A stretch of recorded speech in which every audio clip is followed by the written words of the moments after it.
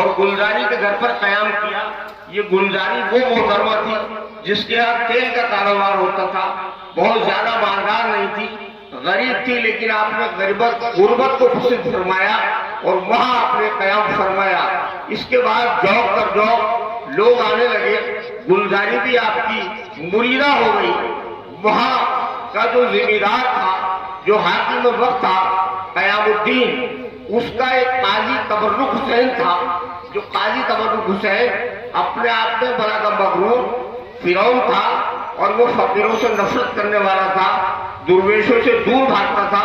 اور اصل بات یہ ہے کہ یزیدیت کی پہچان یہ ہے کہ سید زادوں سے ہمیشہ یزیدیوں نے دشمن رکھی، وہ قیام الدین ہو یا قاضی تبرک ہو، یہ دونوں آدمی مل کر حضور صاحب پاک سے بغض رکھتے تھے، دشمنی رکھتے تھے، یہ سمجھتے تھے کہ حکامانی حکومت کا قیام ہونے والا ہے اور لوگ کثیر تعداد میں ان سے جڑنے لگے ہیں اور فیض حاصل ہونے لگا ہے۔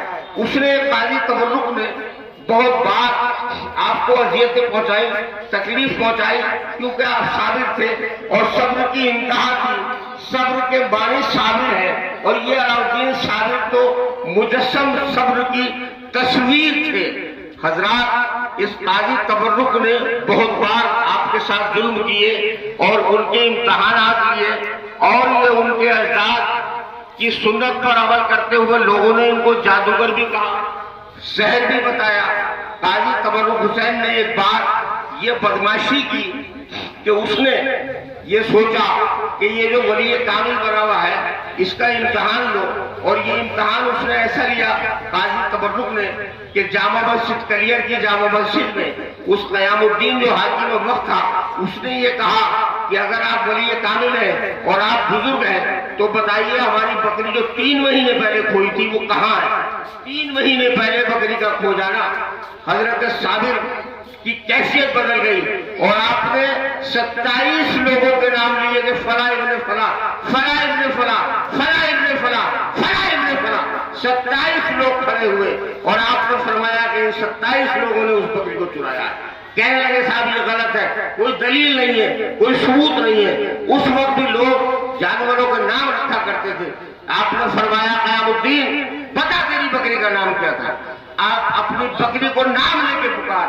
جب بکری کو نام لے کے پکارا گیا تو 27 کے پیٹ میں سے بکری بول رہی تھی کہ کون پکڑ کے لے گیا، کس نے ذبح کیا، کس نے کاٹا، کہاں کھولا، کہاں کباب کھائے۔ اس کے بعد بھی وہ قاضی تبرک اتنا ذلیل اور کمینہ تھا کہ آپ کی شان میں گستاخی کر رہا تھا اور کہہ رہا تھا یہ فریب نظر ہے، یہ سودا ہے، یہ جادو ہے، یہ ممکن نہیں ہے۔ بہت صورت اس طرح سے وہ برابر آپ کو پریشان کرتا رہا۔ ایک بار یہ ہوا کہ جب آپ کلیت کی جامع مسجد جو التتمش کے زمانے کی بنی ہوئی تھی، بہت خوبصورت تھی، جب آپ نماز پڑھنے جمعے کی پہنچے تو اس ظالم کو یہ گوارا نہ ہوا پہلی صف سے اٹھا کے دوسری صف میں اور دوسری صف سے اٹھا کے تیسری صف میں اور تیسری سے چوتھی صف میں متواتر وہ قاضی تبرک حسین قیام الدین کی سازش سے سرکار کو پیچھے سے پیچھے کرتا رہا، اور نتیجہ یہ ہوا کہ آپ کو جمعے سے محروم کر دیا اور آپ مسجد سے باہر آ گئے، لیکن پیشانی پر بل نہیں آیا۔ میں نے یہ پڑھا کہ آپ کی کیفیت جلالی ہو گئی، لیکن بہت ریسرچ اور بہت کتابیں اور بہت ورک ریزی کے بعد یہ نتیجہ نکلا کہ آپ نے صبر کیا اور آپ نے ایک خط لکھا اپنے ماموں بابا فرید الدین گنج شکر کو، علیم الدین عبدالس کو لے کر گئے کہ حضور مجھے آپ نے بھیجا تھا، اور یہاں پر یہ قاضی تبرک حسین اس طرح سے بدتمیزی کرتا ہے، مجھے جمعے کی نماز تک نہیں پڑھنے دیتا۔ بابا فرید گنج شکر کا جوابی خط آیا قاضی تبرک حسین کے نام۔ قاضی تبرک کو جب وہ پہنچایا گیا تو اس خبیث الوقت نے، یتیم العقل نے اس خط کو پھاڑ دیا اور اس کا ریزہ کر دیا۔ آپ کے پاس جب وہ خط کے ٹکڑے آئے تو آپ نے اس پر سر پر لگا لیا اور پھر آپ نے خط لکھا کہ حضور اس نے یہ گستاخی کی ہے، یہ بدتمیزی کی ہے۔ اس کے بعد انہوں نے قیام الدین کو خط لکھا بابا فرید گنج شکر نے، اور وہ خط جب اس تک پہنچا تو اس نے بھی یہی بدتمیزی کی، گویا آپ نے صبر کی انتہا کر دی، اتمام حجت کر دی۔ یہ 6 ہفتے کے بعد جب آپ جامع जामा मस्जिद में नमाज पढ़ने के लिए पहुंचे तो फिर उस काजी तबर्रुक ने यही बदतमीजी आपके साथ की कि पहली सफ से दूसरी सफ में, तीसरी सफ में, चौथी सफ में, पांचवी सफ में, और नतीजा ये हुआ कि जहां जूते उतरते हैं वहां पहुंचा दिया। इस सैयदजादे की ये शान कि सब्र की इंतहा कर दी। 6 हफ्ते तक जब सब्र करते करते करते करते इंतहा को पहुंचे तो फिर आपने फरमाया कि मस्जिद देखने क्या है, रुकू में चल और सजदा कर। ये कहना था कि मस्जिद का मुनादिम होना था और गिरना था और सजदे में जाना था। और जितने यजीदी काजी तबर्रुक और क़यामुद्दीन से इत्तेफाक रखते थे सब रखते बढ़ गए। वो मोहतरमा गुलजारी जो आपकी मुरीदा थी वो भागी नहीं आई और उसने कहा हुजूर मेरा तो एक लौता बेटा था, उसका क्या होगा, मुझे तो अपना बेटा चाहिए। तो आपने ये नहीं फरमाया कि ये 10,000 या 5,000 नमाजियों में अपने बेटे को तलाश कर ले, बल्कि हुजूर साबिर पाक अलैहिर्रहमा ने ये फरमाया कि जिसका चाहे अपना बेटा समझ के बाजू पकड़ ले, वही तेरा बेटा हो। गुलजारी मोहतरमा जो ये कहती है, ये रावी में बताता है कि गुलजारी ने बल्बे से, वो बल्बे में कहां तक तलाश करते, उसने अपना बेटा समझ के बाजू पकड़ा और उसका नाम लिया और उसका बेटा उसको मिल गया। हजरात कुछ लोगों का ये एतराज है कि हुजूर साबिर पाक ने मस्जिद क्यों गिरा दिया, मस्जिद क्यों शहीद कर दी। मस्जिद तो अल्लाह का घर है, इबादत का घर है।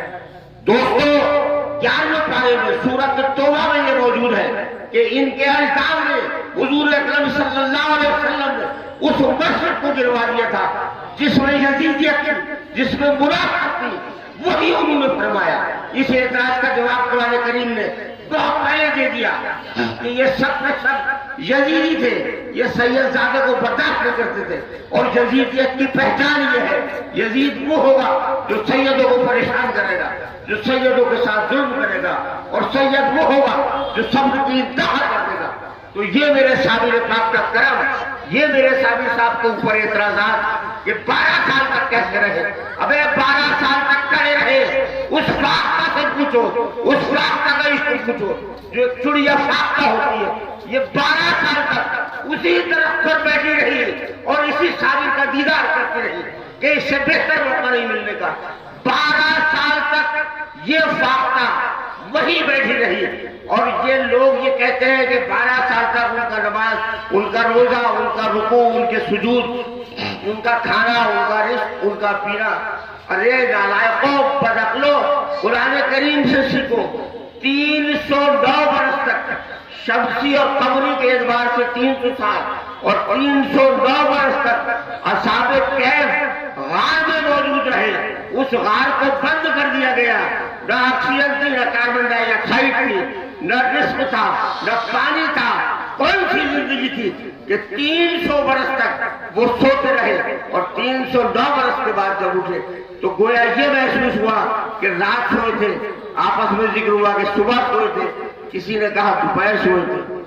तो अल्लाह तबारक व तआला जब 300 बरस को एक पल में तब्दील कर सकता है और पता न चले, तो इन वलियों का तो कमाल ये है कि 12 साल उनके लिए क्या चीज थे, उनके लिए तो 12 सेकंड भी कुछ नहीं थे।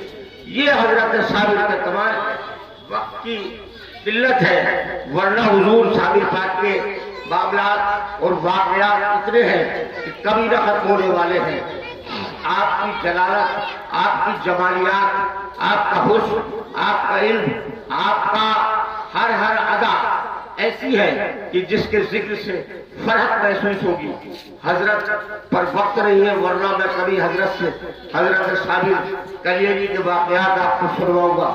मैं आप तमाम हजरात का बहुत शुक्रगुजार हूँ कि इस कुल की महफिल में आप सवाब के मुस्तहिक हुए।